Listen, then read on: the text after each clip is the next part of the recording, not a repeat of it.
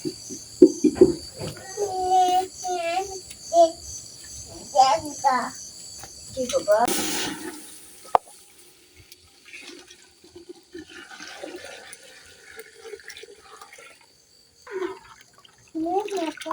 তো পিঠার জন্য দুধ জাল বসায় দিলাম।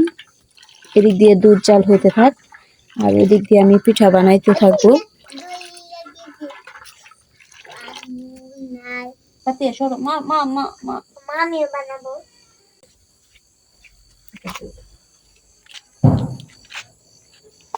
আসসালামু আলাইকুম, যে যেখানে আছেন আশা করি সকলেই খুব ভালো আছেন। তো আমি আজকে নতুন আরেকটি ভিডিও নিয়ে আবার আপনাদের মধ্যে হাজির হলাম। তো আমি রাত্রিবেলা, এই যে এখন রাত, তো চলে আসছি যে এখন যেহেতু শীতের সময়, তো এখন একটা পিঠার উৎসব। তো আমি এখন পিঠা বানাচ্ছি, হচ্ছে চুই পিঠা বা চুষি পিঠা, এক এক অঞ্চল ভেদে এক এক নাম বলা হয়। চুই পিঠা বানাইতেছি। আর এটা আমি রুটির কাই যেভাবে করে চালের গুঁড়া দিয়ে রুটির কাই মতো আগে করে নিয়েছি। এটার সাথে আমি একটু খেজুরের গুড় ব্যবহার করেছি যখন কাই করছি তখন। আর এদিক দিয়ে পিঠা বানাইতেছি, আর ওদিক দিয়ে আমি দুধ জালে বসাই দিছি।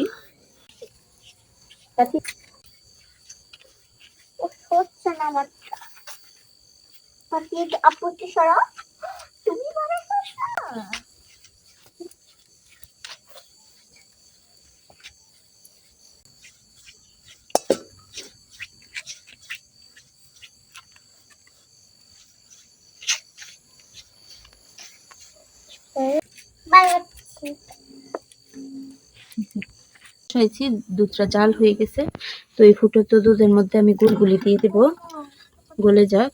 এই যে খেজুরের গুড় এগুলি আমি দিয়ে দিলাম। যদি মিষ্টি আরো প্রয়োজন হয় দেব পরে। এটা জাল খেতে থাক ভালো করে, যত বেশি দুধটা ঘন হয়ে জাল হবে পিঠাটা খেতেও তত ভালো লাগবে। তাতে আমার সরব গরম চুলা আর বলক এসে গেছে। এখন আস্তে আস্তে পিঠাগুলি দিয়ে দিব। লাগবে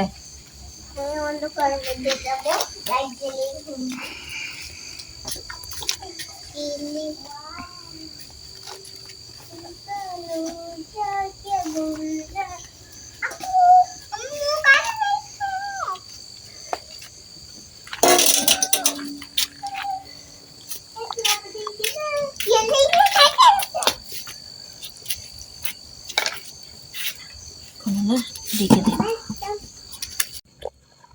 এতো পিঠা হয়ে গেছে, এখন চুলা থেকে নামিয়ে নেব।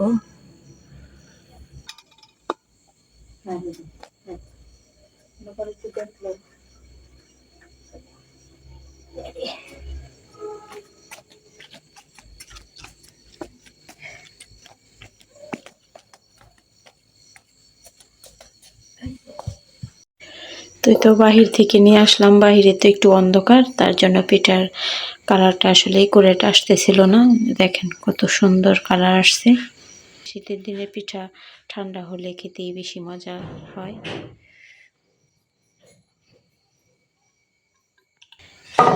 এটা এখন সারা রাত রেখে দেব, তারপর সকালবেলা সবাই দেব, সবাই খাবে সকাল সকাল।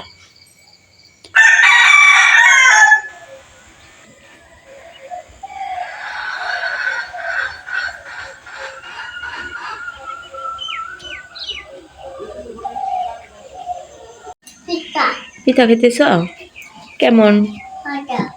মজা? আচ্ছা খাও।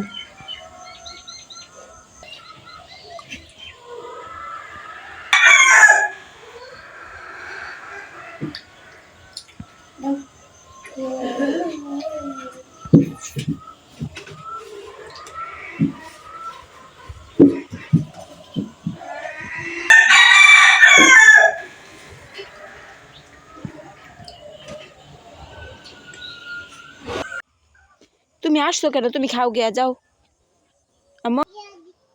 আচ্ছা তোমার নানা ভাই র্যাম্পিটা দিয়ে আসি। কাকা রাইখা যাই খাইলেন যে। তো কষ্ট করে যারা আমার ভিডিওটি দেখলেন তাদেরকে অসংখ্য ধন্যবাদ। আর আমার ভিডিওটি যদি ভালো লেগে থাকে তাহলে আমার চ্যানেলটি সাবস্ক্রাইব করে আমার পাশে থাকবেন। পরবর্তী নতুন কোনো ভিডিও নিয়ে আবারও আপনাদের মধ্যে হাজির হব। সেই পর্যন্ত ভালো থাকবেন, সুস্থ থাকবেন। আল্লাহ হাফেজ।